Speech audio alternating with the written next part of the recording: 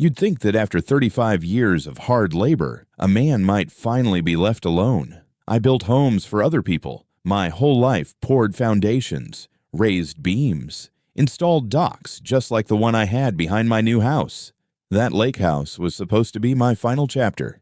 Peace and quiet, fishing, the breeze off the water, and maybe the hum of cicadas in the summer. Nothing more. I bought the place 6 months after Cheryl passed. We'd talked about retiring by the water for years, but she never got the chance. Stroke got her before she could see the view. So I made the move alone, carried our old rocking chair onto the porch, and set her photo by the window. That house, that dock, it wasn't just property. It was the last promise I made to her. Then came Karen. Now, her name wasn't actually Karen. Legally, it was Cynthia Beckman. But every single person in our neighborhood called her Karen, and she earned it. Platinum blonde bob, oversized sunglasses, always carrying a clipboard like it was a sheriff's badge. She was the self-appointed queen of the HOA and ran it like her own little fiefdom. She introduced herself, correction. She announced herself on my second day there. I was on the dock, replacing a rotted plank. She walked right up to the edge of my yard, didn't even say hello. "Excuse me, sir," she called out, squinting at me like I was a suspicious package. "Do you have authorization for that repair?" I looked up, hammer in hand. For this I asked. "Just fixing a board that gave out. Still counts as structural modification," she said, adjusting her sunglasses. "Any lakeside repairs must be reviewed and approved by the HOA. 2 weeks notice minimum." I stared at her, not quite sure if she was joking. "Lady, this plank could have snapped under someone's foot. You want me to wait 2 weeks to stop someone from falling in?" She didn't answer.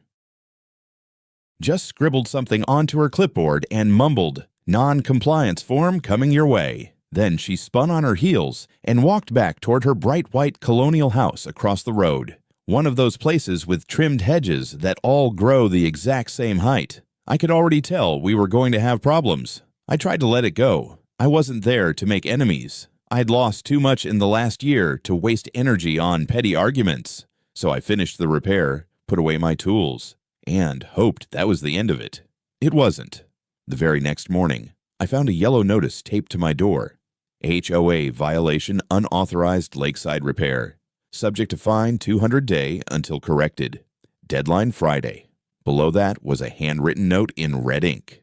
Dismantle the new railing immediately, or we will be forced to escalate this matter. That's when I knew this wasn't about safety or rules.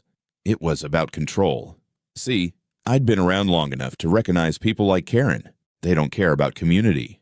They care about power, about everyone following their rules. The HOA wasn't a service, it was a throne. And Karen, she didn't like that I didn't ask for permission. I stood there on my porch, reading that ridiculous notice, and I felt something I hadn't felt in a long time. A slow, quiet burn in my chest. Not rage, not even irritation. Something colder. Resolve. I walked down to the dock, traced my hand along the new railing I'd installed. Solid. Level. The bolts held firm. I remembered standing here with Cheryl years ago when this place still belonged to my uncle. I was a teenager, nervous as hell, and she was laughing, barefoot, swinging her feet above the water. That dock meant something, and I'd be damned if some clipboard tyrant in designer sneakers was going to tell me I couldn't fix it. That evening, I saw her again. Karen, standing across the street by her mailbox, arms folded, watching me like a hawk. She had her phone in her hand and was pretending not to film me. I waved. She didn't wave back. I wanted to believe this was just a misunderstanding, that maybe I could explain things, find some middle ground. But something about the way she looked at me told me this was personal, and it was only just beginning. 2 days later, I was out early, sipping coffee on the porch, when I heard it, a strange clanking sound coming from the dock. At first, I thought maybe it was a heron landing on the railing or a loose piece of hardware I'd forgotten to tighten, but when I stepped closer, I saw her, Karen. She was on the dock, my dock, dressed in one of those matching workout sets again. Bright neon this time, with her clipboard clutched under one arm and her phone camera aimed at the boards beneath her feet.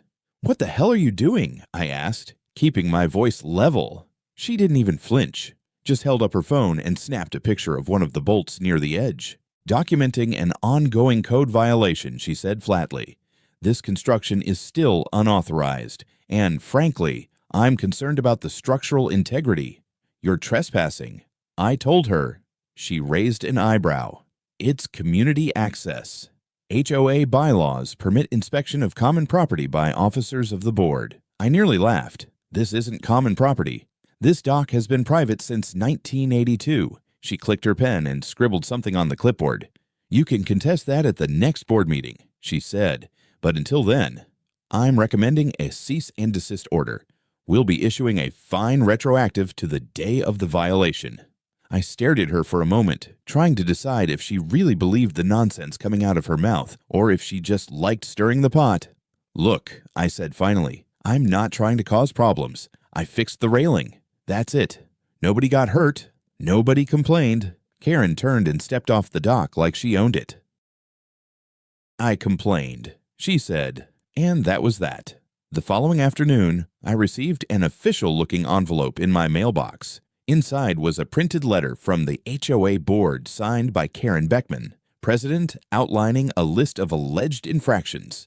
They even included low-res printouts of the pictures she took on my dock. The document claimed I had violated 3 specific bylaws: unauthorized modification to lakeside property, failure to submit a renovation proposal, and unapproved use of treated lumber near protected water. Treated lumber. I'd worked construction long enough to know every chemical and rating code on a board. The material I used was clean, certified, and safer than what the HOA dock used 2 lots down. Still, the notice ended with this line in bold: "Continued violations may result in legal escalation, loss of community privileges, and potential liens." I folded the letter, slid it back into the envelope, and put it on the kitchen counter. Then I sat down and stared out the window. This wasn't a misunderstanding anymore.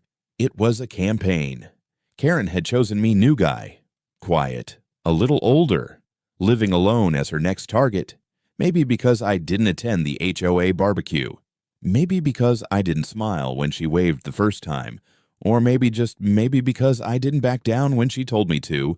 That evening, I heard voices outside. A few of my neighbors, 2 women walking their dogs, and a young couple from 3 doors down were standing by the lake, talking in hushed tones.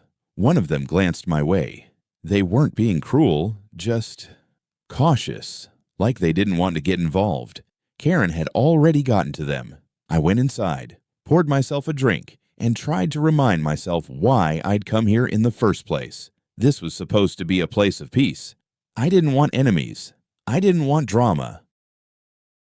I wanted to be left alone to sit on my dock, fish a little, maybe remember the sound of my wife's laugh when the wind picked up across the water. But Karen wasn't going to let that happen. That night, as the sun dipped behind the pines and the frogs started singing from the reeds, I saw her again. She stood across the road on her lawn, phone raised, not filming this time, calling someone. 2 minutes later, a sheriff's cruiser pulled into my driveway. Yep, Karen had called 911. The deputy stepped out, polite but confused, asked if I'd had a confrontation, said they'd received a report of suspicious construction activity and hostile behavior. I told him the only thing I'd built was a railing. Showed him the dock, my tools, even the packaging for the screws I'd used. He looked around, then nodded. "I don't see anything illegal here," he said, "but maybe just keep things calm. The HOA has been calling in a lot of complaints lately. I've been here a week." I said. He shrugged. "Yeah, welcome to the neighborhood." As he drove off, Karen stood on her porch, arms folded, lips tight. This woman had just weaponized 911 over a piece of wood and a few screws, and now it was clear this wasn't going away. This was war.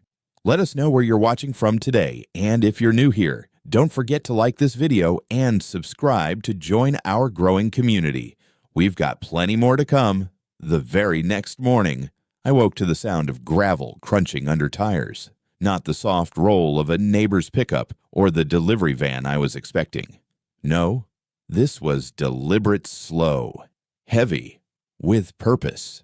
I stepped out onto the porch with my coffee and squinted through the morning haze. There they were, 3 HOA board members in lawn chairs, parked on Karen's side of the road, facing my dock like it was a crime scene. One had binoculars. Another had what looked like a measuring wheel. And Karen, of course, was holding that same clipboard like it was gospel. I hadn't even finished my first sip of coffee before Karen shouted across the street, "We've initiated a formal site review," she called out, as if she were a building inspector and not just a suburban tyrant in yoga pants. Per Section 14A of the HOA Covenant. I waved back calmly. "Hope you brought sunscreen." That got a few chuckles from the younger couple walking their golden retriever. But Karen didn't laugh. She just jotted something down. Lips pressed so tight I thought she might swallow her own fury. I went back inside, pretending I didn't care. But truthfully, I was seething. She was escalating, and she wasn't doing it quietly. That week, she filed 5 separate complaints to the county building inspector's office, claimed I had performed unauthorized shoreline stabilization, that I'd altered the property line, that I was dumping construction debris into the lake, none of it remotely true. But that didn't stop the county from scheduling a visit just to follow up. 2 guys showed up with clipboards and a drone, clearly uncomfortable. One of them, a lanky fellow with nervous eyes, asked me, "You're the one with the dock?" I nodded. "That's me." "Okay, so we have to ask, did you dump concrete in the water recently?" I blinked. "What?" He winced. "Yeah. Someone claimed you were pouring bags of cement straight into the lake. Said you might be building a private foundation out there." I actually laughed. "You see a foundation." He didn't answer, just looked around, jotted something down, and said, "We'll file the report. Don't worry, just a formality." But I knew better. It was the pattern that mattered. The paper trail Karen was building. She was creating a stack of complaints so thick, so repetitive, that sooner or later, someone would take her seriously, just out of exhaustion, and then came the fines. $200 per day, then $300. A letter claimed I was now over $200 in arrears for the continued presence of unapproved modifications. I called the HOA's office, really just Karen's voicemail, and requested a hearing. No answer. 3 days later, I got another letter. This one said I was being put on community probation. What the hell was that supposed to mean? Turns out, probation meant I wasn't allowed to use shared HOA resources, including the walking path around the lake, the community garden, and get this, the mailbox pavilion. A printed map was included, with a bright red X marked over the access trail near my house. I stared at it for a long time. This wasn't about a dock anymore. This was about control, humiliation, and isolation. And Karen was gunning for all 3. I called a few neighbors, people I'd exchanged polite hellos with over the past few weeks. I asked if they knew what was happening. Most were polite. Some were sympathetic. But none wanted to get involved. One man, an older gentleman named Dave, finally leveled with me. "Look," he said, "Karen's been doing this for years. She bullies folks until they either sell or fall in line, and once she gets the board behind her, they rubber stamp everything." "Why does no one stop her?" I asked. He sighed. "Because she's loud, persistent, and she knows the bylaws better than anyone else. Most folks here just want to keep their heads down." I hung up, frustrated. I wasn't raised to roll over for bullies, but I also wasn't the kind of man who caused scenes. At least, not until they backed me into a corner. The final straw came that Friday. I came home from the grocery store to find a sign staked in my front yard. "Warning, unapproved structure, do not enter under HOA review" in all caps. Bright red lettering, with the HOA logo printed crookedly in the corner like some kind of official seal. I pulled it out of the ground and flung it into the trash. My hands were shaking not with fear, but with fury. She was trying to paint me as a threat, a violator, someone reckless. And the worst part, it was starting to work. Neighbors stopped waving. Some crossed the street when walking past my house. Kids who used to fish nearby suddenly disappeared. Karen had poisoned the water, and I hadn't even fought back yet. But that was going to change. I wasn't just some retiree with a hammer and a rusty dock. I had history on this land. And more importantly, I had receipts. 2 weeks into Karen's campaign, my daughter came to visit. Her name's Abby, 32, teaches 4th grade in Boise. She brought my grandson, Caleb, 6 years old, big eyes, missing front tooth, curious about everything. They hadn't even unpacked their overnight bag before he was tugging at her hand and asking if he could go see Grandpa's lake. I smiled and led him down to the dock. The air was warm that morning, the kind of early spring day that feels like a promise. Caleb bounced down the path, barefoot, giggling like it was summer already. Then I saw the sign. Again. Karen had replaced it. Bigger this time. A-frame. Laminated.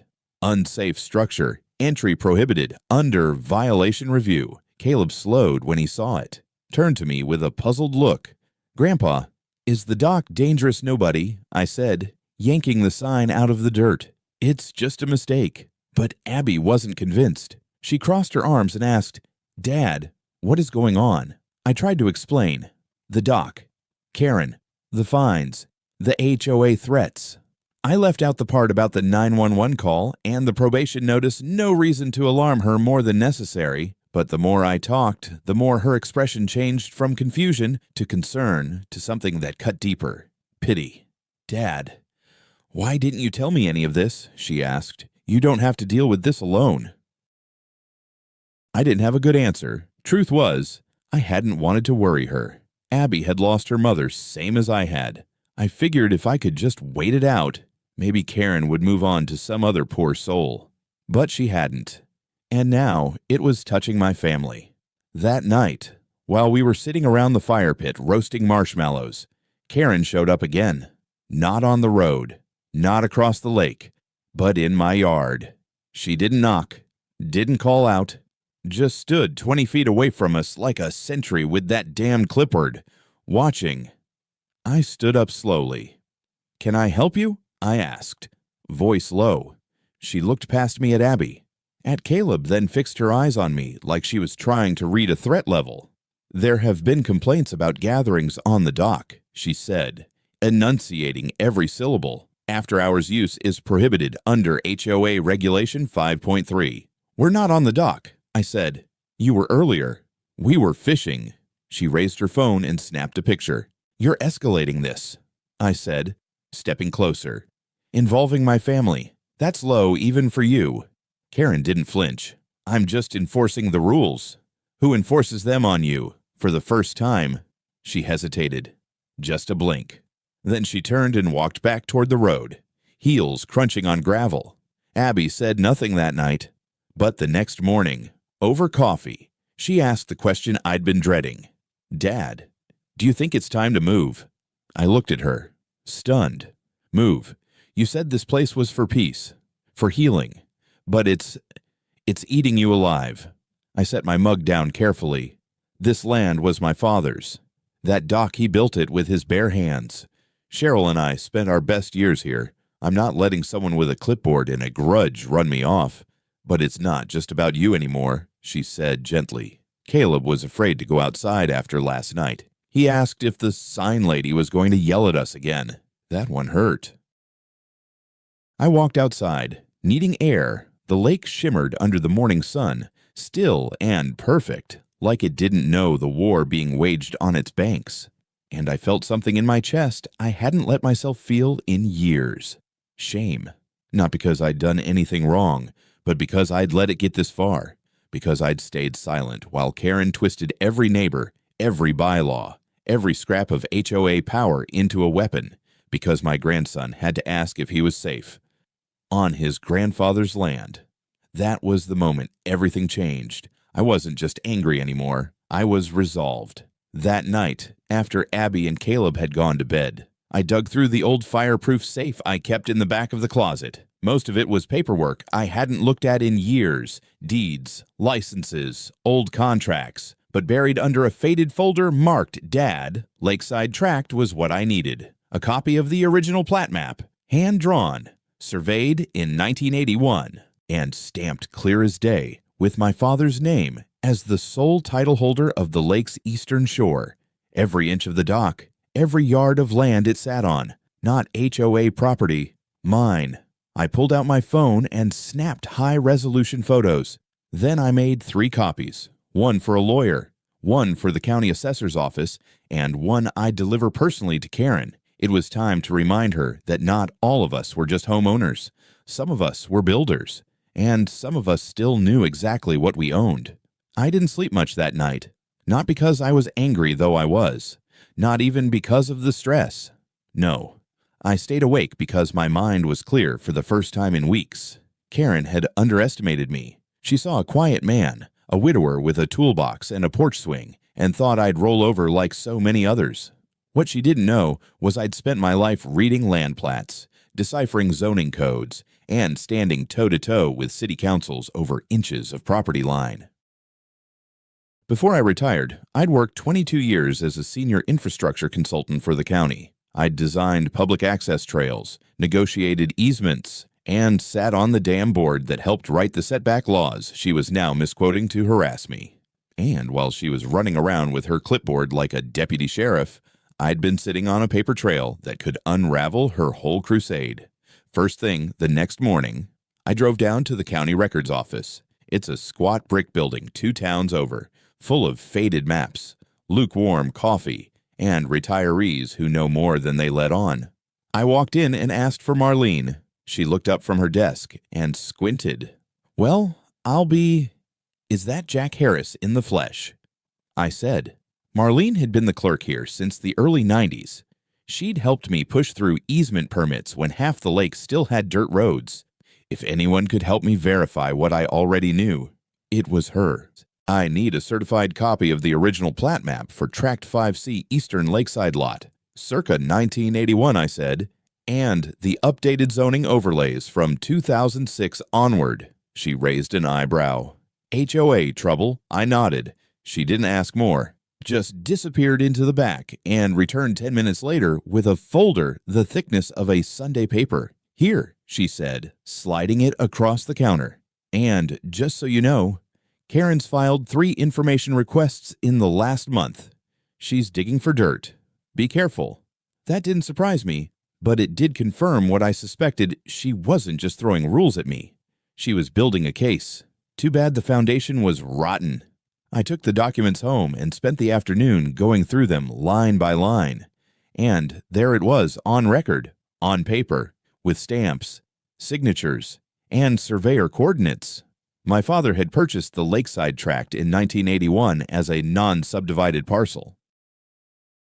That meant the land, including the shoreline and any structures, was not subject to the HOA's jurisdiction. The association had been formed 3 years later, but it applied only to subsequent lots developed with their approval.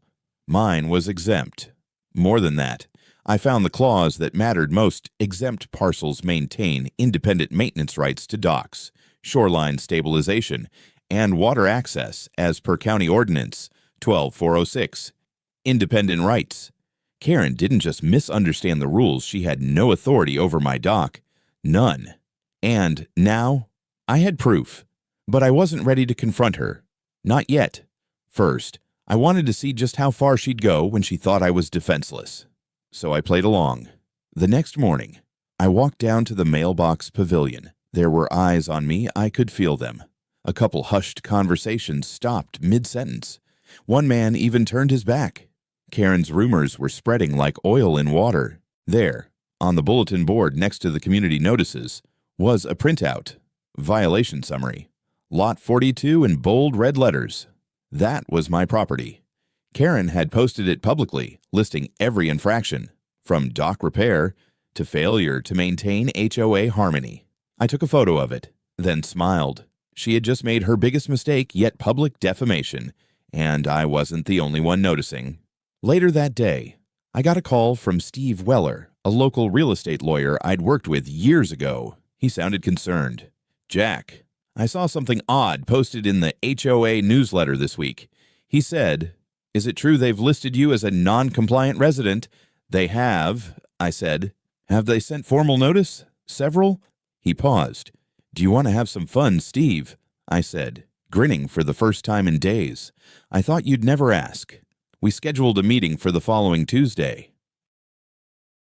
Steve would draft a cease and desist letter citing property rights, misrepresentation, and potential harassment. He also suggested we file a formal grievance with the county, challenging Karen's repeated misuse of HOA power under false jurisdiction. But that wasn't all. Steve had connections in the local press. He pitched the story to a small investigative column known for highlighting HOA overreach. They were interested. People love stories like this, he said. Retired contractor bullied by a power-hungry HOA president. It'll right itself. I wasn't out for blood. I wasn't looking to shame anyone. I just wanted peace. But if peace meant fighting back, then I'd do it with the tools I knew best: paper, facts, and patience. I gathered the folders, sealed them in a waterproof satchel, and placed it gently beneath the floorboards of my workshed. Not because I needed to hide anything, but because some wars aren't fought with fists. They're fought with truth. And mine was about to come crashing down on Karen's clipboard like a hammer from the heavens. By the end of that week, Karen was no longer just a nuisance. She was in full offensive mode. The cease and desist letter had been delivered, hand-carried by Steve's paralegal and signed for by Karen herself. I expected that might cool things off, even just a little. I underestimated how far she was willing to go, because the next morning, I walked out to find the dock, chained off. A heavy steel chain ran through the handrail and down into the pilings, padlocked tight, and hanging from it was a laminated HOA sign in all caps: structure under safety quarantine, access restricted by order of HOA board. I stood there in disbelief. For a moment, I didn't even move. I just stared at it. My dock, my land, chained up like some condemned crime scene. Karen was standing on her lawn, watering her roses like nothing was wrong. She didn't wave. She didn't smile. But I saw the flicker of satisfaction behind her oversized sunglasses. I marched across the street. "You put a chain on my dock," I said, voice low. She didn't stop watering.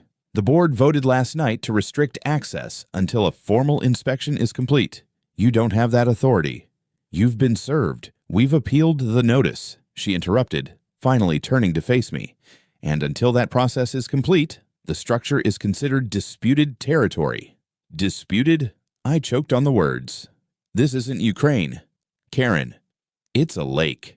And that dock is mine." She shrugged. "You could have avoided this. You chose to escalate. That was rich, coming from a woman who once called 911 over a bird feeder." I took a step closer. "If you don't remove that chain by sundown, I will."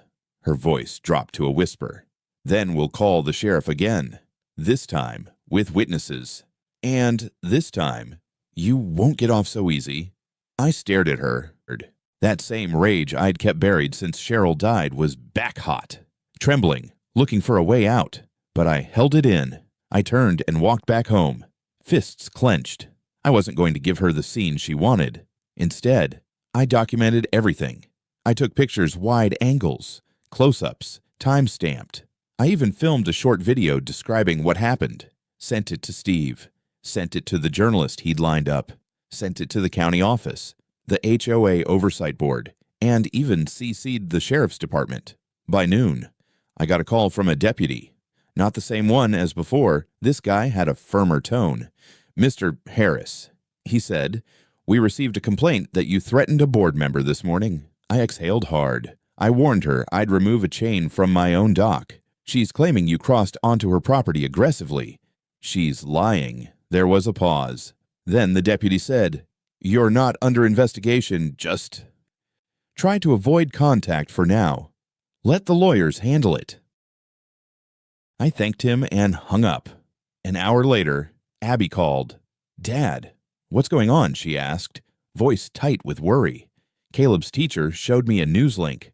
Are you really being sued by your HOA sued?" I opened the article she sent me. Sure enough, there it was. A blurb on a local HOA gossip blog. "Lakefront resident accused of threatening HOA board president. Legal action pending." No names, no facts, just enough drama to make me look like a monster. Karen had gone full scorched earth. She wasn't just trying to find me. Now she was trying to destroy my reputation. That evening, a certified letter arrived. HOA official stationery, a notice of pending legal action for repeated violations, intimidation of board members, and unauthorized construction on restricted shoreline. They were calling for a court-ordered injunction. I brought the envelope into the kitchen, sat down at the table, and just stared at it. I could feel my blood pulsing in my temples. I wasn't scared, but I was tired. Tired of the games. Tired of the lies. Tired of being the punching bag in a community I once thought might finally be home. I thought about Cheryl. She would have hated this. She was a nurse, no time for pettiness. She believed in kindness, in giving people the benefit of the doubt. But even Cheryl had a line. And Karen had crossed it 10 times over. That night, the wind picked up over the lake. I sat on the porch and watched the reflection of the moon shimmer on the chain dock. The water was calm, but it felt wrong, like a storm waiting to break. That's when I made the call. Not to Steve, not to the sheriff. I called someone I hadn't spoken to in years. Daniel Mendez. He was a surveyor, my old partner back in the day. Retired now, like me, but he owed me a favor. And I knew he still had access to the mapping systems we used during our years working county infrastructure. Jack, he said, surprised to hear from me. You okay? Not quite. I said, I need a boundary map. Full overlays. Historical and current. Tract 5C. And I need them in color. You finally going to war with that HOA? I chuckled. No. I'm just going to show them what a real line looks like. He laughed. Then his voice turned serious. You need backup. I looked out at the lake, chain glittering in the moonlight. Yeah, I said. I think it's time, because Karen thought she'd won. But the truth, she'd just drawn the map for her own downfall. The following Monday, I walked into the HOA emergency board meeting with a folder under one arm and Daniel Mendez right behind me. Karen was already seated at the head of the table, flanked by 4 other board members who looked more bored than bothered. She glanced up as I entered and blinked just once, maybe surprised I'd shown up in person.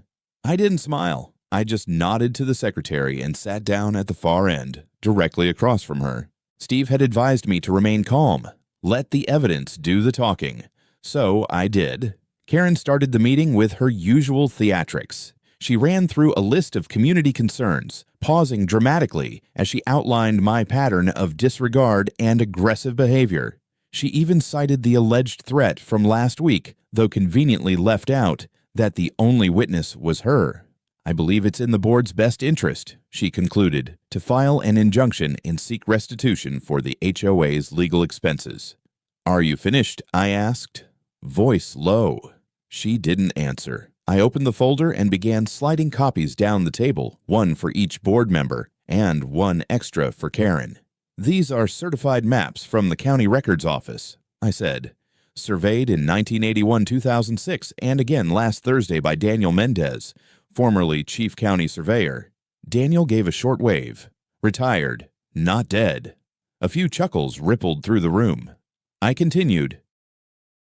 These documents show that Tract 5C My Property is a grandfathered parcel exempt from HOA jurisdiction. That includes shoreline rights, dock construction, and maintenance privileges. The HOA has no authority over the structure in question, and never has. I paused, letting it settle. One of the board members, an older man named Tom who looked like he'd rather be golfing, flipped through the documents and frowned. These look legit. They are, I said, filed with the county and confirmed last week. Karen snatched her copy and stared at it like she could will the lines to move. These can be disputed, she said. Plat maps are not always final. We have legal counsel. You're welcome to take it to court, I said evenly. But I've already filed a formal complaint with the county HOA Oversight Committee. And as of this morning, your chain across my dock is classified as trespassing and property defacement. Karen's lips tightened. I wasn't done. I've also submitted a grievance for public defamation, I said, tapping the copy of her bulletin board post. This was printed and distributed without evidence. It falsely labels me as a violator and implies structural danger, none of which has been proven. That's slander. Karen, one of the other board members cleared her throat. Karen, did you authorize this sign? Karen hesitated. It was a collective decision. No, it wasn't. The woman said, "I never saw this before today." I leaned back. "Look, I don't want this to be a fight. I came here to set the record straight. But if the board continues to pursue legal action without jurisdiction, I'll have no choice but to countersue for damages and harassment." Another pause. This one longer. Karen looked around the table, and for the first time, she realized no one was backing her up. Her armor cracked. Tom sighed. "Maybe we should revisit this at the next meeting, with outside counsel. I'd prefer we vote now," I said. "So we can all move on," the board murmured. Then one by one they nodded. Karen tried one last time. "We need to maintain standards. If residents start making modifications without oversight, I cut her off. It's not your lake." Karen. Silence. She looked at me like she didn't know what to say. And maybe she didn't, because the truth had landed like a hammer, and the room had shifted. The board voted unanimously to drop all complaints against me. The fines were dismissed. The sign was ordered to be removed within 24 hours, and the chain on my dock that came off before sunset. I stood on my porch that evening, watching Daniel help me pull it loose. The sky was streaked orange and purple, the lake calm again. I could feel the tension melting off me like sweat after a hard day's work. Karen didn't come outside. She stayed in her house with the curtains drawn, phone silent. And, for once, I didn't see her standing on the lawn, watching. I didn't need to, because her silence told me everything I needed to know. She'd lost, and I had my peace back. But more than that, I had proof. And I wasn't going to waste it.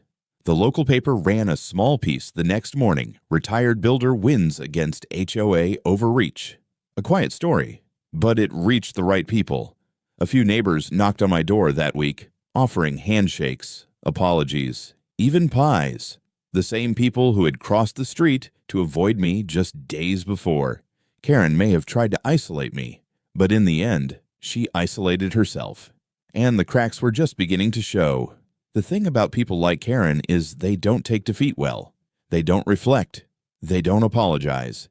They dig in, double down, and try to make the world believe they're still in control, even as it crumbles around them.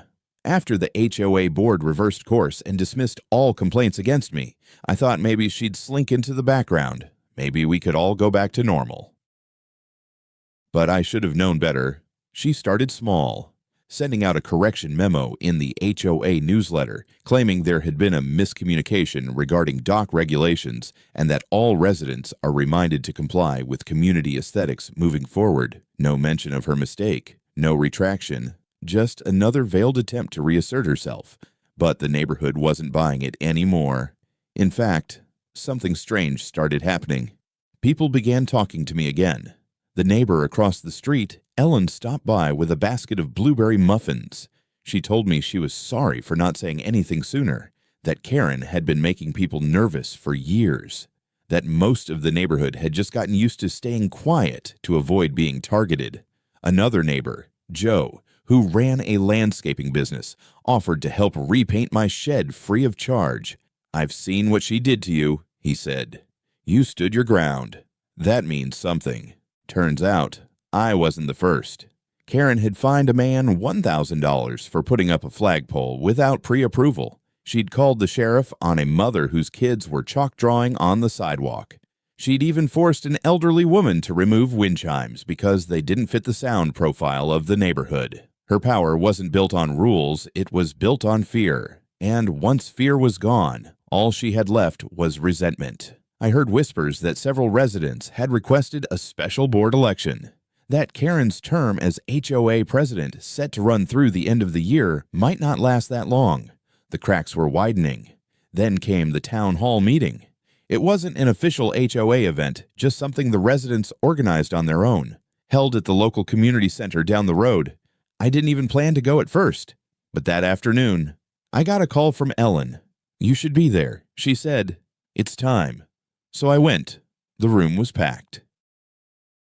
Folding chairs filled every inch of space. Even people who hadn't been involved in neighborhood politics before showed up: retirees, young families, folks with dogs in their laps, all with the same look in their eyes: enough was enough. Karen walked in 10 minutes late. She wore a pale green blazer, her clipboard still tucked under one arm like a lifeline. She tried to sit near the front, but no one offered her a seat. The first person to speak was an older woman named Ruth. Her voice shook, but she spoke with clarity. "I'm tired of living in fear. I moved here to feel safe, not scrutinized, not bullied." Applause broke out. Next was a young father named Mark. "My kids used to love drawing on the sidewalk. Karen said it made the community look unruly. Since when did joy become a violation?" More applause. One by one, people stood up, told their stories, called out the letters, the warnings, the unannounced visits, the insults disguised as concern. It wasn't angry shouting, it was something deeper. A community finally standing up for itself. Then someone called my name. I stood, slowly. I hadn't planned to speak, but the room quieted. All eyes on me. I didn't come here to fight with anyone. I began. I moved to this neighborhood because it reminded me of peace. After my wife passed, this place felt like a breath I hadn't been able to take in months. I paused. But when someone uses rules as weapons, when they turn neighbors into suspects, that's not community. That's control. And if we let it go on, it'll choke every bit of decency left in this place. I didn't say Karen's name. I didn't have to. The vote came at the end of the night. It wasn't even close. 73 votes for removal, 5 against. Karen didn't speak. She stood, nodded stiffly, and walked out without looking at anyone. Her clipboard remained on the chair where she'd sat, abandoned like a fallen badge. Later that week, a moving truck appeared in her driveway. Nobody helped her pack. I watched from my porch as she loaded boxes into the back, alone. There was no one to wave goodbye, no children hugging her knees, just silence and cardboard. The last thing she took was the swan-shaped mailbox. She yanked it out of the ground with a shovel and threw it into the truck bed like it had betrayed her. Then she drove off. No one clapped. No one jeered. We just exhaled. The lake was quiet again. The dock unchained. The air lighter. And in that silence, something strange bloomed relief. Not revenge. Not triumph. Just the long, slow exhale of justice finally landing where it belonged. 3 weeks after the town hall vote, Karen was officially removed from the HOA board. The notice came from the county registrar's office, co-signed by the oversight committee and witnessed by a notary. The document was short, but the weight behind it was massive, effective immediately. Cynthia Beckman is no longer recognized as acting board president of the Lakeside Ridge Homeowners Association. No appeals, no probation, just a clean break. The neighborhood breathed again. But it didn't end there. Steve filed a formal complaint on my behalf, citing repeated harassment, public defamation, trespassing, and malicious misuse of HOA power. Normally, these things fizzle out in legal backroom settlements, apologies, sealed outcomes. But Karen didn't take the high road. She tried to fight. She hired her own attorney, filed a countersuit, claimed she was being unfairly targeted for enforcing community standards. Big mistake. Steve was a tactician. He tore through her argument like a hot knife through drywall. He brought out the county plat maps, HOA boundary laws, the cease and desist letter she ignored, the photo of the chain on my dock, the forged violation notice on the community board. Then he introduced something even I hadn't seen, an internal HOA audit. Apparently, during her time as president, Karen had quietly approved reimbursement checks to herself for board-related expenses. Nearly $7,000 in total, none of it documented. Printing supplies, consultant fees, mileage logs for HOA inspections, all filed under vague line items. No votes, no oversight. It was all there, black and white, stapled and signed. The judge didn't even blink. Karen's countersuit was dismissed. My case was elevated. The ruling she owed me restitution for legal fees and damages, nearly $15,000 in total, and a public letter of apology posted in the HOA newsletter and emailed to all residents. She missed the deadline for the letter, twice, so the judge issued a second ruling. If she failed to comply, a lien would be placed on her property. But by then, her house was already for sale. The once pristine white colonial across the street where she'd stood with her clipboard, sneering at my dock, now had weeds sprouting through the flower beds and paint peeling from the window trim. The for sale sign out front had a price slashed in red marker. She'd been trying to leave quietly, but word gets around in a small town. Nobody wanted to buy from her. The realtors kept dropping her listing. First one, then another. No one wanted their name associated with the woman who had tried to fine a veteran for displaying a flag, who had called the cops on a family barbecue, who had chained up a dock that wasn't hers. Eventually, she took a cash offer from a buyer out of state. Rumor had it she moved into a rental condo in the next town over. No HOA, no community board, just silence. The apology finally arrived 3 months late, typed in plain black text. No greeting, no signature, just a court-ordered acknowledgement of wrongdoing. I read it once, then folded it neatly and tucked it into the drawer beside Cheryl's old recipe cards. I wasn't going to frame it. I didn't need a trophy. The real victory was outside. The dock stood untouched. The water line had risen slightly that spring, and the boards held steady, no rot, no rust. I'd added a fresh coat of sealant just before sunset. And that evening, I sat out there alone, with a cold drink in hand and the frogs humming in the reeds. No clipboard, no calls, no signs, just peace, until I heard footsteps behind me. It was Abby and Caleb. They'd come in from out of town. Surprise visit. Caleb ran down the dock and wrapped his arms around my waist. "Grandpa," he said, "can we fish again today?" I nodded. Abby smiled. "He's been telling everyone at school how his grandpa owns a whole lake." I laughed. "Not quite, just the part that matters." She sat beside me. No words for a while, just the sound of water lapping at the edge of something reclaimed. "Dad," she said finally, "you were right to stay." I didn't answer. I just watched the sun fall into the water and felt Cheryl in the breeze. Karen was gone, but the lesson she left behind that when someone pushes you hard enough, long enough, you don't have to scream, you just have to stand. And sometimes, standing still is the loudest thing a man can do. It's been almost a year now.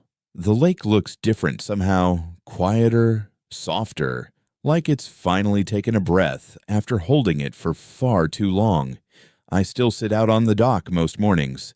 Same thermos of coffee, same creaking chair.